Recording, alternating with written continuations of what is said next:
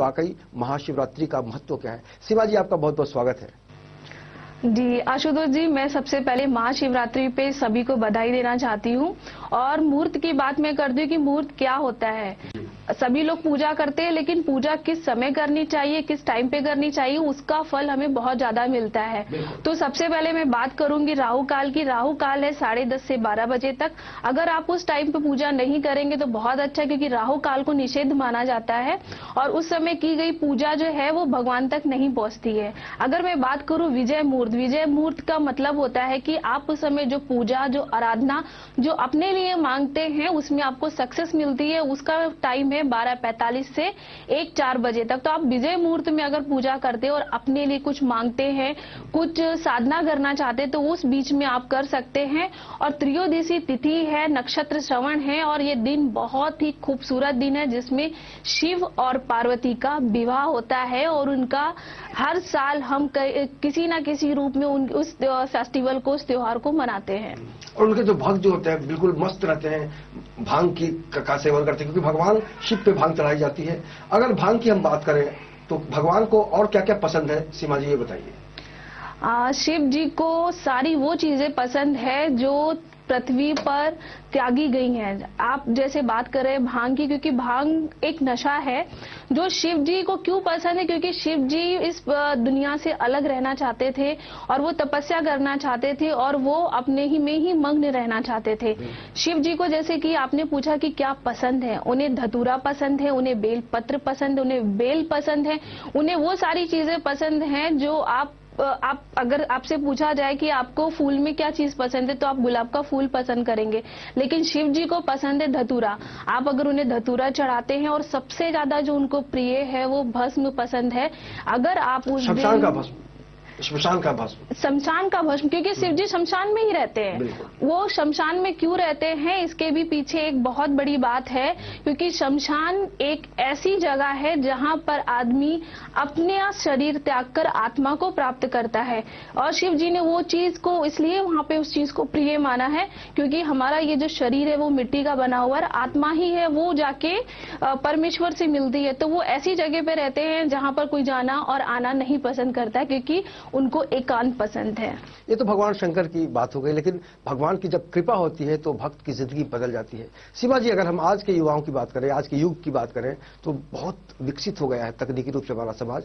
भगवान के प्रति या फिर पूजा अर्चना के प्रति आज के युवाओं को आप कितना बदला हुआ पाती है? क्या वो पहले की तरह आस्था से डूबे रहते हैं या आस्था को लेकर संस्कृति और परंपरा को मानते हैं? मैं यही कहूंगी कि अगर आप इस आस्था और इस फेस्टिवल को, इस त्योहार को मनाना चाहते हैं तो आप ये सिर्फ ये मत सोचिए कि महाशिवरात्रि आ गई है तो मुझे उस दिन भांग ही पीनी है। क्योंकि भांग शिव जी को इसलिए चढ़ती है क्योंकि वो उनकी प्रिय वस्तु है, वो उनको थोड़ी चढ़ती है। लेकिन आप उस दिन को सोचकर क्योंकि मैंने कई ऐसी चीजें सुनने में आती है कि व्यक्ति भांग पीकर सड़क पे गिर गया, उसकी जो है उसने भांग खाकर आत्महत्या कर ली। तो ये जो सारी चीजें होती है वो नहीं करनी चाहिए। अगर आपको उस दिन अच्छे मन से आपको जो सबसे अच्छी प्रिय चीज है उस चीज को अपनाइए और आपके मन में जो भी बुरी सारी चीजें चल रही हो उन सारी चीजों को छोड़ने और त्यागने की कोशिश करिए, क्योंकि त्याग से ही जीवन में एक नया अध्याय शुरू होता है। क्योंकि शिव जी त्याग ही है ना। अगर आप उनके फेस्टिवल को मनाना चाहते हैं तो त्याग करना सीखिए, क्योंकि त्याग मतलब कि आपके अंदर कोई बुरी चीज चल रही है, आपने कोई बुरी वस्तु को अपना के रखा तो उस दिन छोड़िए और अच्छी चीज अपनाइए, ताकि आपकी फैमिली, जैसे शिव जी की फैमिली हमेशा सुख और खुश रहती है, अगर आप वैसे चाहते हैं तो उस दिन बुरी चीजों को छोड़ना बहुत जरूरी है। बिल्कुल, बुरी चीजों को छोड़ेंगे तो भगवान शिव की आपके ऊपर कृपा होगी। लेकिन सीमा जी ये बताइए कि सत्यम शिवम सुंदरम की जो परिभाषा दी जाती है, भगवान शिव उसमें निहित है। क्या आपको लगता है कि आज हम इस समाज में कहीं ना कहीं से उसको मिस कर रहे हैं? सत्यम शिवम सुंदरम का मतलब है कि जो सत्य है वो शिव है और जो शिव है वही सबसे सुंदर है।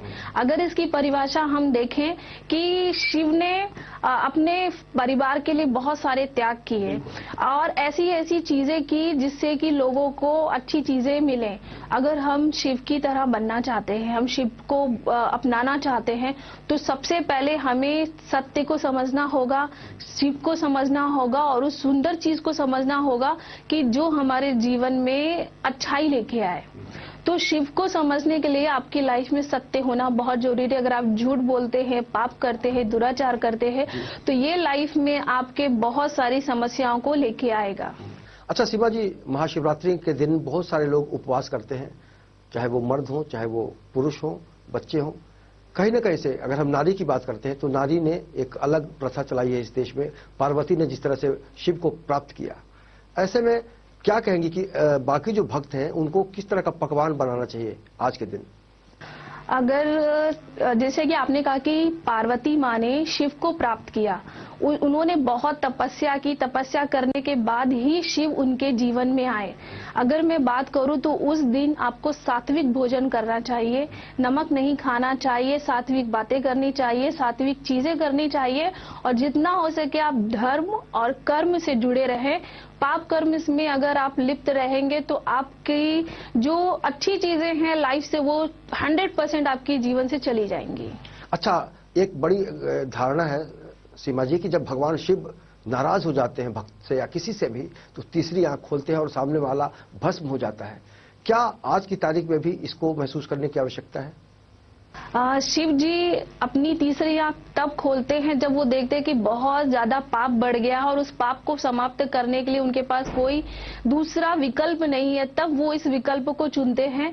लेकिन अगर मैं बात करूं तो शिव तो बहुत ही प्यारे हैं, बहुत ही सुंदर है, बहुत ही भोले, उन्हें भोलानाथ भी कहा जाता है। क्यों? क्योंकि वो सिर्फ आपका थोड़े से जल चढ़ाने से ही मान जाते हैं। अगर आपके पास घर में कुछ भी नहीं है, दूध भी नहीं है, कि हमारे पास तो पीने के लिए दूध भी नहीं है, चढ़ाने के लिए शक्कर भी नहीं है, आप सिर्फ थोड़ा सा जल ले जाके चढ़ाएंगे और प्रार्थना करेंगे, शिव जी उसमें ही मान जाएंगे। तो मुझे लगता है कि उनकी तीसरी आंख तभी खुलती है जब आपके पाप ज्यादा बढ़ जाते हैं। जैसे कि कहा जाता है ना कि जब पाप का घड़ा भर जाता है तो वो फूट जाता है। तो शिव जी को भी कोई ना कोई विकल्प तो लेना है इस सृष्टि को बचाने के लिए, तब वो अपनी तीसरी आंख खोलते हैं। वाकई आज जो कलयुग का दौर हम देख रहे हैं, सतयुग था, त्रेता काल था, आज कलयुग है। सीमा जी, आपको नहीं लगता कि भगवान शिव को आज की तारीख में प्रकट होना चाहिए? क्योंकि जो पाप आज धरती पे हो रहा है, जो भ्रष्टाचार की जड़ें फैलती जा रही हैं, हमारा देश बहुत आगे बढ़ना चाहिए, क्योंकि इसी देश को कभी सोने की चिड़िया कहा जाता था। आपको क्या लगता है कि आज की तारीख में भगवान शिव को अवतरित होना चाहिए पृथ्वी पर? जैसे कि आशुतोष जी आपने पूछा है कि शिव जी को अवतरित होना चाहिए, तो मुझे लगता है कि हर व्यक्ति के अंदर एक भगवान है। अगर उस भगवान को वो खुद से बाहर निकाल ले तो पाप ना ही बढ़ेगा और ना ही शिव को अवतरित होना पड़ेगा। क्योंकि हमारे अंदर जो पंच धातु से हमारा जो शरीर बना हुआ है, उसी धातु से भगवान भी बने हुए हैं। और अगर हम अपने अंदर के भगवान को बाहर निकालेंगे तो शिव जी को ना ही धरती पे आना पड़ेगा और ना ही उनको अपनी तीसरी आंख खोलनी पड़ेगी। तो हर व्यक्ति को सत्य बोलना चाहिए, जितना हो सके वो सत्य की राह पे चले, झूठ नहीं बोले, और अपने अंदर के भगवान को जगा के रखे कि जब भी उसे जरूरत पड़े तो वो दूसरों की मदद करे। सेवा भाव उसके अंदर होना बहुत जरूरी है, क्योंकि यही सारी चीजें जो होती हैं वो हमको लाइफ में आगे लेके जाती। बिल्कुल, ये बहुत बड़ी उदाहरण, बड़ी बात की है सीमा जी ने। कहीं ना कहीं से अगर हम अपने अंदर के सत्य को जानते हैं, हम अपने शिव को पहचानते हैं, तभी हम सुंदर हो सकते हैं। बातचीत का ये सिलसिला जारी है। फिलहाल वक्त है एक छोटे से ब्रेक का। ब्रेक के बाद हम सीमा गुप्ता से ये जानने की कोशिश करेंगे कि वाकई जो कन्याएं हैं, जो कुंवारी हैं, वो महाशिवरात्रि के दिन ऐसा क्या करें कि उनकी भी शादी जल्द हो जाए। बने रहिए हमारे साथ।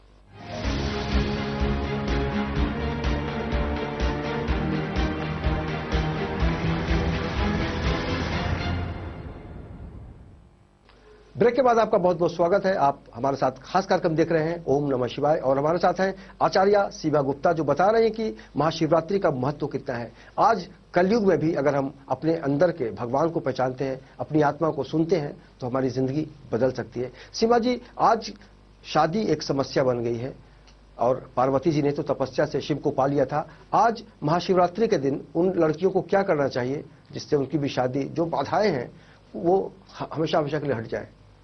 आशुतोष जी, जैसे कि आपने कहा कि कन्याओं की शादी की समस्या ऐसी बात नहीं कि सिर्फ कन्याओं की ही है, लड़कों की भी जो है वो शादी की बहुत इस समय समस्याएं चल रही है, जो उनको उनका परफेक्ट पार्टनर नहीं मिल रहा है। अगर आप चाहते हैं कि आपकी भी लाइफ में शिव और पार्वती जैसा पार्टनर आए, तो पहले तो आपको शिव बनना होगा, तब आपको सामने वाली पार्वती मिलेगी। आप पार्वती बनो तब आपको शिव मिलेगा। तो उसको अपनाने के लिए तो सबसे बड़ा उपाय यही है कि आप 16 सोमवार रखिए। फिर आपका का ये इतना बड़ा महाशिवरात्रि का त्योहार है, इसमें आप सच्चे मन से शिव जी की पूजा करिए, आराधना करिए, उपास रखिए। उपास रखते समय आपके मन में जो भावना होती है, कहते हैं हमारी जो भावना होती है उसी से सारी चीजें सृष्टि में चलती है। आप जब पूजा करते हो, आप जब तपस्या करते हो, तो आपके मन में वो भावना होनी चाहिए जो आपको चाहिए और जो अच्छी है। अगर आप नेगेटिव भावना रखोगे तो वो सारी चीजें नेगेटिविटी में चेंज होगी। तो जब भी आप पूजा करें तो आपके मन में सात्विक भावना हो और आपको जो चाहिए, आप अगर आपके अच्छे वर के लिए प्रार्थना कर रहे हो तो आपके मन में ये होना चाहिए कि हमको ऐसा जीवन साथी मिले जैसा कि वो हमको लाइफ में आगे सारी समस्याओं से दूर लेके जाए। यानी मन का शुद्ध होना आवश्यक है। बिल्कुल, क्योंकि कहते हैं कि शिव हमारे हृदय में बसते, नाभि में ब्रह्मा जी रहते हैं, हृदय में शिव रहते हैं और हमारे मस्तक के बीच में रहते हैं श्री विष्णु भगवान जी। तो जैसी हमारी भावना होंगी वैसे सारे हमारे कार्य होंगे, क्योंकि सारी जो चीजें होती है वो भावनाओं पे ही चलती हैं। लोग कहते हैं कि मैं बहुत भावुक हो गया तो मैंने पी लिया, मैं बहुत भावुक हो गया मैंने ये कर दिया, मैं बहुत भावुक हो गया मैंने वो कर दिया। तो भावुकता आप लाइए, अच्छी चीजों के लिए भावुकता लाइए, क्योंकि जितनी चीजें आप अच्छी चीजों के लिए भावुकता लाएंगे आपकी लाइफ से जो प्रॉब्लम है वो 100% कम हो जाएंगी। बिल्कुल। और भगवान शिव ने जो कुछ भी किया है इस धरती के, इस दुनिया के लिए, सृष्टि के रचयिता है वो। और सीमा जी, आज जो जल का संकट उपस्थित हो रहा है, आप दुनिया भर में देख सकते हैं कि जल को लेकर बहुत सारे लोग चिंतित हो जाते हैं। कई जगह तो प्यासे लोग बहुत तड़प जाते हैं। लेकिन अगर हम जटा की बात करें, शिव की जटा की बात करें, तो गंगा वहां से निकलती है। गंगा को किस तरह से परिभाषित करेंगी आज की तारीख में आप? आपने जैसे जल की बात कही है तो मैं सबसे पहले ये बताऊंगी कि जल है क्या। जल का जो है संबंध उसको हमने चंद्रमा से किया हुआ है कि चंद्रमा शिव जी के मस्तक पर विराजमान है। आप जितना जल बर्बाद करेंगे आप उतने ज्यादा इमोशनली बीमार होते जाएंगे। आप जब पानी पीते हैं, पानी पीते समय आप जो जल पूरा अगर पी लेते हैं तो आपके इमोशनली व्यवहार में जो चेंजेस आते आप प्राकृतिक रूप से वो नहीं आएंगे।